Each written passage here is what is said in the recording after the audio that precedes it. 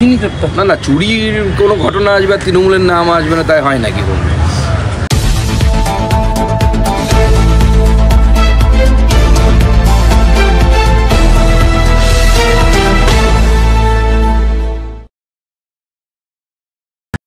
ভগবান বিরসা মুন্ডার 150তম জয়ন্তী, সেই উপলক্ষে আজ থেকে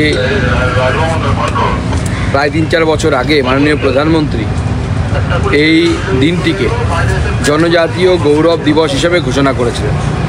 সেই জনজাতীয় গৌরব দিবস উপলক্ষে আজকে মাননীয় প্রধানমন্ত্রী ভারতবর্ষে আদিবাসী সমাজের ভারতের স্বাধীনতা তথা ভারতের উন্নয়নে অবদানকে স্মরণে রেখে প্রায় 6000 কোটি টাকার প্রকল্প মাননীয় প্রধানমন্ত্রী ঘোষণা করলেন। মাননীয় প্রধানমন্ত্রী এর আগে PM জনমন যোজনা ঘোষণা করেছিলেন, যে PM জনমন যোজনাতে যারা ভালনারেবল গ্রুপ অর্থাৎ ST সমাজের মধ্যেও যারা আরও বেশি ছোট সমাজ, অর্থাৎ ছোট বলতে সাইজ, যাদের পপুলেশন খুব কম, যেমন ধরুন উত্তরবঙ্গের টোটো থেকে শুরু করে শবর থেকে শুরু করে লোধা, এই 3টে পশ্চিমবঙ্গে আছে, আরও এরকম বহু ভালনারেবল গ্রুপ আছে। তাদের জন্য আমাদের সরকার বিরাট বড় প্রকল্প ঘোষণা করেছে, যার মাধ্যমে এই সমাজগুলোকে আগামী দিনে ভারতবর্ষে তাদের উন্নতি করা সম্ভব এবং তাদের উপযুক্ত জায়গায় পৌঁছানো এবং তাদের পপুলেশনকে রক্ষা করা, তাদের সমাজকে রক্ষা করা। প্রায় 11,000 আদিবাসী সমাজের লোকেদের আজকে গৃহপ্রবেশ ঘটবে প্রধানমন্ত্রী আবাস যোজনার মাধ্যমে। ভারতবর্ষে এই যে বিশেষ গ্রুপ আছে, এই গ্রুপের যে আমি যাদেরকে স্পেশাল ভালনারেবল গ্রুপ বলছি, সেই গ্রুপের জন্য যে আমাদের PM সাহেব অর্থাৎ নরেন্দ্র মোদীর নেতৃত্বে 304খানা হোস্টেল ধরতি আবাস JGUA যোজনার মাধ্যমে তৈরি করা হবে আগামী দিনে। আমাদের কেন্দ্র সরকারের তরফ থেকে, আদিবাসী উন্নয়ন দপ্তরের তরফ থেকে 2বার লেটার লেখার পরেও এবং বেশ কয়েকটি VC ভিডিও কনফারেন্স হওয়ার পরেও পশ্চিমবঙ্গ সরকারের তরফ থেকে একটিও প্রপোজাল আমাদের যায়নি। এটা অত্যন্ত দুর্ভাগ্য। মানে গোটা দেশে 304টি হোস্টেল আদিবাসী সমাজের জন্য, বিশেষ করে এই যে ভালনারেবল গ্রুপ যাদেরকে বলছি, যারা আরও ছোট পপুলেশনে যারা বাস করে আদিবাসী সমাজের, তাদের 304টি স্কুল হোস্টেল তৈরি হবে, যেখানে ছাত্রছাত্রীরা থেকে পড়াশুনো করবে। কিন্তু দুর্ভাগ্যের বিষয়, পশ্চিমবঙ্গ সরকারের অপদার্থতার জন্য প্রপোজালই যায়নি পশ্চিমবঙ্গ থেকে। স্যাংশন পরের কথা, কোনো প্রপোজাল পশ্চিমবঙ্গ সরকার পাঠায়নি। আমি আশা করব মাননীয় মুখ্যমন্ত্রী এর পরে উপযুক্ত ব্যবস্থা নেবেন, যার ফলে এই ধরনের যে কেন্দ্রীয় সরকারি প্রকল্পগুলো আছে তার লাভ কমসে কম পশ্চিমবঙ্গের মানুষরা পাক। অন্যান্য রাজ্য পাচ্ছে এবং তারা উন্নয়নের দিকে আরও এগিয়ে যাচ্ছে, এমনিতেই তারা আমাদের থেকে এগিয়ে আসছে। যে বিহারকে আমরা একসময় হেয় করতাম, সেই বিহার আমাদের থেকে অনেক এগিয়ে গেছে। ঝাড়খণ্ড আমাদের থেকে এগিয়ে যাচ্ছে, উড়িষ্যা তো কবে আমাদেরকে ছেড়ে চলে গেছে। আস্তে আস্তে আমরা পেছোতে কোন জায়গায় গিয়ে পেছোবো। এরপরে যদি আপনাদের কোনো প্রশ্ন থাকে। ট্যাব নিয়ে একটা বিরাট কেলেঙ্কারির হদিশ পাওয়া গিয়েছে এবং শেষ যেটা জানা যাচ্ছে যে এপিসেন্টার হচ্ছে চোপড়া, অর্থাৎ আপনার যে জেলা তার পাশের জেলা উত্তর দিনাজপুর জেলার চোপড়া। কেন্দ্রীয়ভাবে পরিকল্পনা করে দুর্নীতি হয়েছে। এখন এতদিন পরে লালবাজার তদন্তে নেমে উদ্ধার করছে বিভিন্ন জায়গায়, এরকম সুরাগ রয়েছে। ভিন রাজ্যে টাকা গিয়েছে এরকম প্রচুর অভিযোগ আছে। কলকাতা পুলিশ মনে করছে যে চোপড়া, কিষানগঞ্জ, ইসলামপুর এইসব জায়গায় অ্যাকাউন্ট ভাড়া নিয়ে টাকা গায়েব হয়েছে। দেখুন, পশ্চিমবঙ্গ পুলিশের উচিত তদন্ত করা এবং কেন এই ধরনের ঘটনা ঘটল। একটি রাজ্য সরকারি অ্যাকাউন্ট থেকে টাকা হ্যাক হয়ে যাচ্ছে, কীভাবে সম্ভব?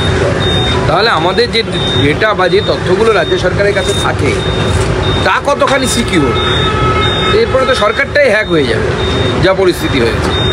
কিন্তু শিক্ষা মন্ত্রকের পোর্টাল সেটা এত অসুরক্ষিত যে এভাবে হ্যাকিং করা সম্ভব না। সেই প্রশ্নটাই তো আমি তুলছি যে যদি শিক্ষা মন্ত্রকের পোর্টাল, যেখানে আর্থিক লেনদেনের মতো গুরুত্বপূর্ণ বিষয় বা সেন্সিটিভ ম্যাটার ডিল হয়, সেই ওয়েবসাইট যদি হ্যাক হয়ে যায়, তাহলে আমাদের যে ব্যক্তিগত ইনফরমেশনগুলো রাজ্য সরকার বা যে কোনো সরকারের কাছে জমা থাকে, তো তার সুরক্ষা কি আছে? যে কোনো মুহূর্তে তো সেটা গণ্ডগোল হয়ে যেতে পারে। প্রথম তদন্তে নেমে মালদার একজন তৃণমূল নেতাকে গ্রেপ্তার করা হয়, তারপরে তার সুযোগ্য পুত্র এবং তার সঙ্গে আরও 4 জন সাথী, এটার মধ্যেও তৃণমূলই যোগ। এবং এখানে একটা রাষ্ট্রায়ত্ত ব্যাংকের গ্রাহক পরিষেবা কেন্দ্রের কর্ণধার তিনি গ্রেপ্তার। না চুরির কোনো ঘটনা আসবে আর তৃণমূলের নাম আসবে না, তাই হয় নাকি কোনো?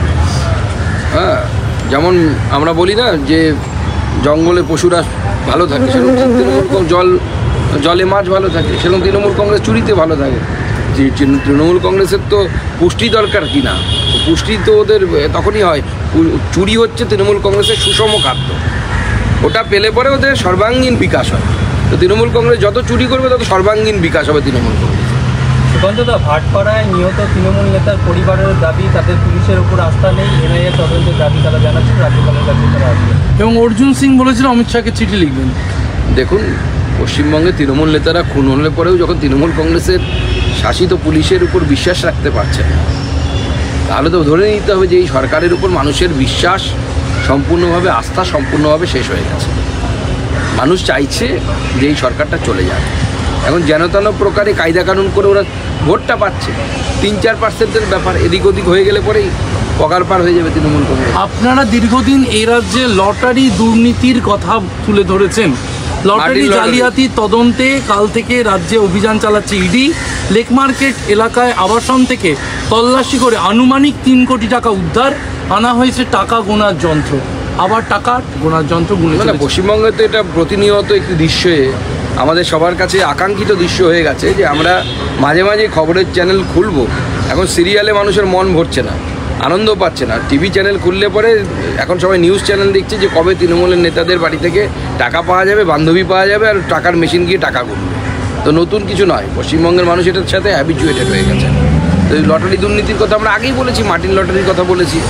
যারা পশ্চিমবঙ্গের যে লটারি ব্যবসাতে যারা স্থানীয় লটারির লোকেরা ছিল তারা সব দেখুন আউট হয়ে গেছে। এখন শুধু একটাই লটারি চলে, সেটা হচ্ছে ডিআর লটারি, মার্টিন লটারি, অন্য কোনো লটারি নেই। এত দুর্নীতি এর আগেও আমরা দেখেছি গত 3 বছর বা গত 2.5 বছরে প্রচুর টাকার, এই দুর্নীতির টাকার হদিশ মিলেছে। কিন্তু তারপরে দেখা গেল লোকসভায় আসন বাড়ল তৃণমূলের। রাজ্যের বিরোধী দলের, আপনি রাজ্য সভাপতি, প্রধান বিরোধী দলের, দুর্নীতির কি ভোটে কোনো ইস্যু হচ্ছে না বা রাজনীতিতে কোনো প্রভাবই ফেলছে না? দেখুন, তৃণমূল কংগ্রেস দুর্নীতি করবে, দুর্নীতি করে, এটা সাধারণ মানুষের গা সওয়া হয়ে গেছে। জানে তৃণমূল নেতা মানে চোর। প্র্যাকটিক্যালি তৃণমূল এমন একটা অ্যাটমসফিয়ার তৈরি করে দিয়েছে যে পলিটিক্স করবে মানে চুরি করবে, ওটুকু না করলে আর কি করলো। এটা তৃণমূল কংগ্রেস এমন একটা অ্যাটমসফিয়ার বাংলার মানুষের মনে তৈরি করে দিয়েছে। তো স্বাভাবিকভাবে তার প্রভাব হয়তো কম পড়ছে। বাংলার মানুষ সাধারণ সমস্যা নিয়ে আরও বেশি চিন্তিত। তো আমি বিশ্বাস করি যে 3-4%-এর ভোটের ফারাক আছে। এই 3-4%-এর ভোটের ফারাক খুব তাড়াতাড়ি মিটে যাবে এবং ভারতীয় জনতা পার্টি 26-এ ক্ষমতায় আসবে। সুকান্তদা, ট্যাব নিয়ে কথা হচ্ছিল, পুরুলিয়ার 4টি স্কুলের 29 জন পড়ুয়ার ট্যাবের টাকা উধাও হয়ে গিয়েছে। সেখানে অভিযোগ না সে তো সব জায়গাতে হয়েছে, কোন জায়গায় হয়নি বলুন? সব জায়গাতে ট্যাবের টাকা উধাও হয়েছে। নেক্সট আর কিছু আছে?